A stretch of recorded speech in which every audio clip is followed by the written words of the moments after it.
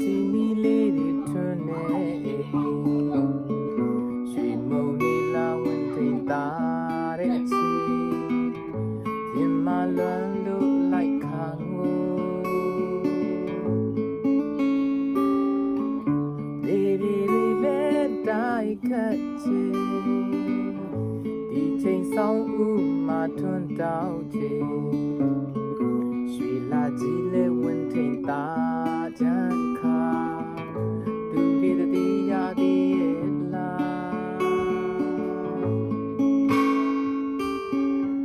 ာတာညာချမ်းရောက်ခါ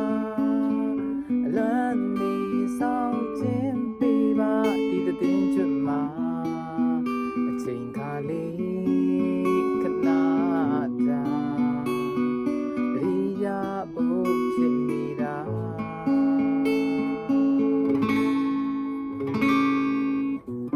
တန်စင်လေးလက်ပြီးစောက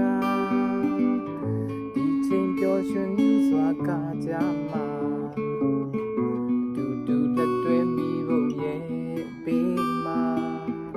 သူရဲ့တတိယမှာပါလာတာညာချမ်းရောက်ခါ